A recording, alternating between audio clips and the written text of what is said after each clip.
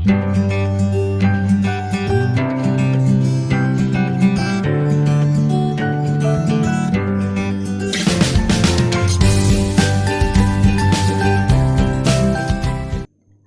Friends, ഇന്ന് ഞാൻ ഒരു സ്പെഷ്യൽ റെസിപ്പി ആയിട്ടാണ് വന്നിരിക്കുന്നത്.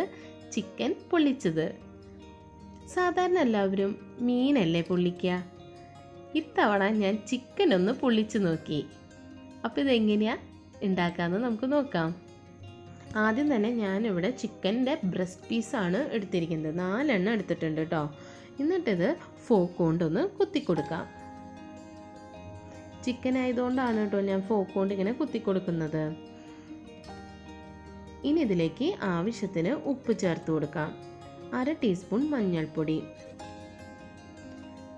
1 ടീസ്പൂൺ കുരുമുളക് പൊടി, 1 table spoon Kashmiri chilli powder, 1 table spoon chilli powder, പിന്നെ 1/2 ടീസ്പൂൺ ഗരം മസാലപ്പൊടി.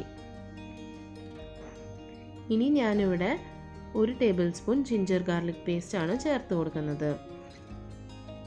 എന്നിട്ട് ഇത് നല്ലപോലെ മാരിനേറ്റ് ചെയ്ത് എടുക്കാം. എരിവൊക്കെ നിങ്ങൾക്ക് ആവശ്യത്തിനനുസരിച്ച് ചേർത്ത് കൊടുക്കാം കേട്ടോ. ചിക്കൻ ആയതുകൊണ്ട് നമ്മൾ കുറച്ച് അധികം ചേർത്ത് കൊടുത്തിട്ടുണ്ട് മസാലപ്പൊടികളെല്ലാം. ഇപ്പോൾ ഞാനിതെല്ലാം മാരിനേറ്റ് ചെയ്തെടുത്തിട്ടുണ്ട്.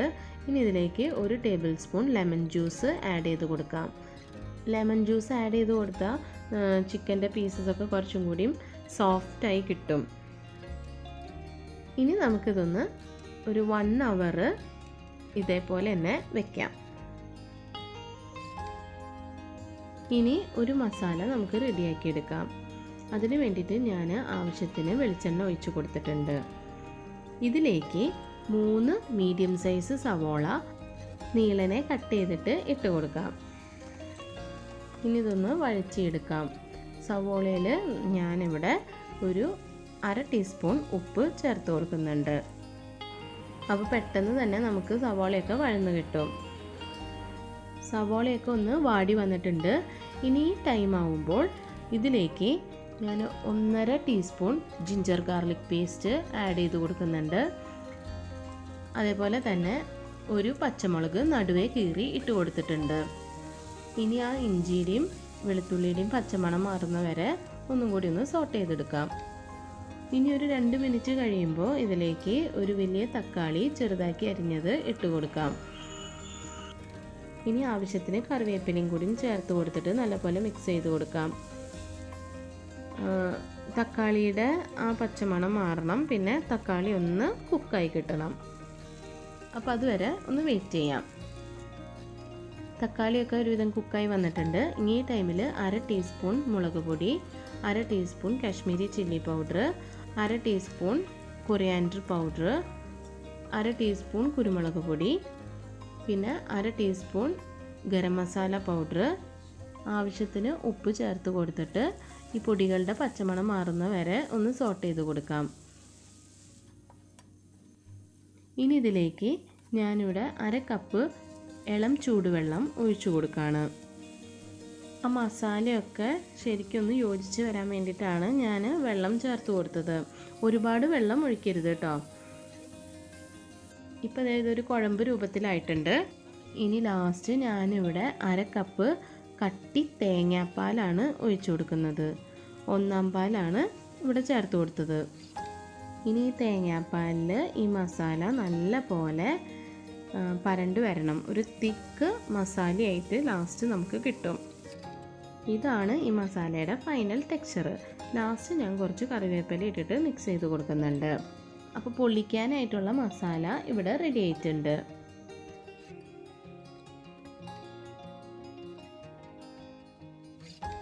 ഇനി നെക്സ്റ്റ് സ്റ്റെപ്പ്, ഒരു പാനിലേക്ക് ഞാനിവിടെ കുറച്ച് വെളിച്ചെണ്ണ ചേർത്ത് കൊടുത്തിട്ടുണ്ട്.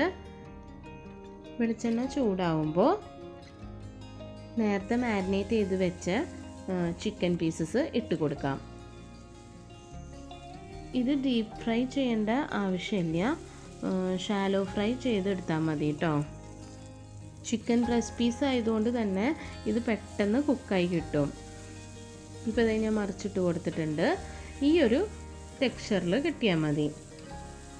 ഒരുപാട് അങ്ങോട്ട് ഫ്രൈ ചെയ്തെടുക്കണ്ട.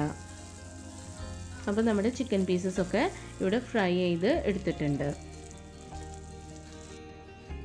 ഇനി ചിക്കൻ പൊള്ളിക്കാനായിട്ട് ഞാനിവിടെ കഴുകി വൃത്തിയാക്കി വെച്ച വാഴയില ഒന്ന് വാട്ടിയെടുക്കുകയാണ് കേട്ടോ. ഇനി ഒരു പാനിലേക്ക് 1 ടേബിൾ സ്പൂൺ ബട്ടർ ഇട്ട് കൊടുത്തിട്ട് ഇതിലേക്ക് കുറച്ച് കാഷ്യൂസ് ഇട്ട് കൊടുത്തിട്ട് ഒന്ന് ഫ്രൈ ചെയ്തെടുക്കുകയാണ് കേട്ടോ. കാഷ്യൂസൊക്കെ ഒന്ന് ഫ്രൈ ആയി വന്നിട്ടുണ്ട്. ഇനി ഇതൊന്ന് മാറ്റി വയ്ക്കാം.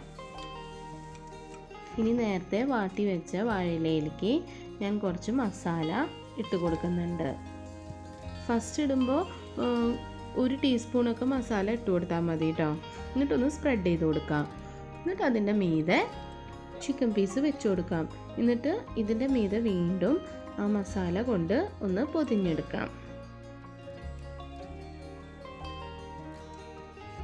ഇനി ലാസ്റ്റ് ഞാൻ നേരത്തെ ഫ്രൈ ചെയ്ത് വെച്ച കാഷ്യൂസ് ഒന്ന് വെച്ച് കൊടുക്കാം.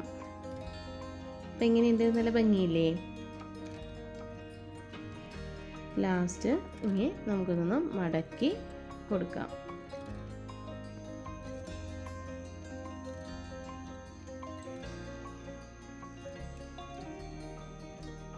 എന്നിട്ട് ഇങ്ങനെ നമ്മൾ വാഴയുടെ നാര് വെച്ചിട്ട് കെട്ടിക്കൊടുക്കാം.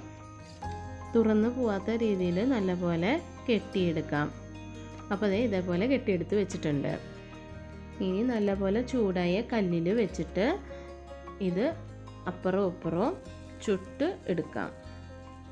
ഒരുപാട് കരിഞ്ഞു പോകരുത്. അപ്പോൾ ഉള്ളിലേക്ക് ഒരു കരിച്ചൽ മണം വരും. അപ്പോൾ വാഴയിലയൊക്കെ ഒന്ന് കരിഞ്ഞു പോവാതെ ശ്രദ്ധിക്കണം. അപ്പോൾ അതേ ഇതേപോലെ ഒന്ന് ഫ്രൈ ചെയ്തെടുത്താൽ മതി കേട്ടോ. അങ്ങനെ നമ്മുടെ ചിക്കൻ പൊള്ളിച്ചത് ഇവിടെ റെഡി ആയിട്ടുണ്ട്. ഇനി നമുക്കിതൊന്ന് തുറന്ന് നോക്കാം. നല്ല സ്മെല്ലൊക്കെ വരുന്നുണ്ട്. ആഹാ, അടിപൊളി. എങ്ങനെയുണ്ട്? അപ്പോൾ ഈ ക്രിസ്മസിന് നിങ്ങളെല്ലാവരും ഇത് ട്രൈ ചെയ്യണം. അപ്പോൾ എൻ്റെ വീഡിയോ ഇഷ്ടമായെങ്കിൽ ലൈക്കും ഷെയറും കമൻറ്റും പിന്നെ സബ്സ്ക്രൈബ് ചെയ്യാനും മറക്കരുത്. Thank you.